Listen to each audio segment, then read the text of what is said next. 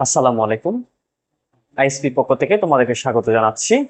শুরু করব প্রাণীজগতের শ্রেণীবিন্যাস, প্রথম অধ্যায়, আমার দ্বিতীয় লেকচার। আচ্ছা, প্রথম লেকচারে বলা হয়েছে আমাদের যে প্রাণী জগৎ আছে, 15 লক্ষ প্রাণী জগৎ আছে, এই প্রাণী জগৎকে হচ্ছে অনেকগুলা ধাপে ভাগ করা যাচ্ছে। এই ধাপগুলা কি কি এখন জানবো আমরা। প্রথম ধাপ হচ্ছে Porifera, Cnidaria, Platyhelminthes, Nematoda, Annelida, Arthropoda, Mollusca, Echinodermata. এই 8টা ধাপ বা পর্ব। এই পর্বগুলাকে এই পর্বগুলা হচ্ছে অমেরুদণ্ড প্রাণী। অমেরুদণ্ড প্রাণী বলতে কিরকম, মানে মাঝখানে আমাদের যে হাড়টা থাকে, মানে হচ্ছে যে হাড় থাকে, ওই হাড়টা হচ্ছে তাদের নাই, তাদের দেহটা হচ্ছে একদম নরম, বুঝছো? এরপর হচ্ছে করডাটা প্রাণী। করডাটার উদাহরণ হচ্ছে তুমি তুমি একজন হচ্ছে একটা প্রাণী, একটা মানুষ, তুমি হচ্ছে করডাটা প্রাণীর উদাহরণ। এগুলো নিয়ে হচ্ছে আমরা জানবো। আচ্ছা, প্রথম ধাপ হচ্ছে বা পর্ব হচ্ছে কি পরিপেরা।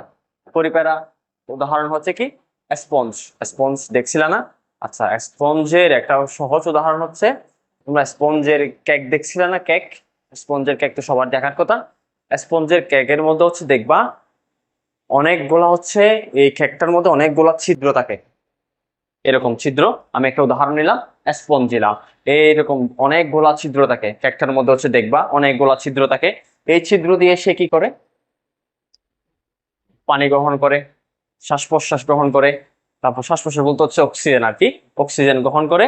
তারপর হচ্ছে তার প্রয়োজনীয় খাদ্যবস্তু যেগুলা খেয়ে হচ্ছে সে বেঁচে থাকে।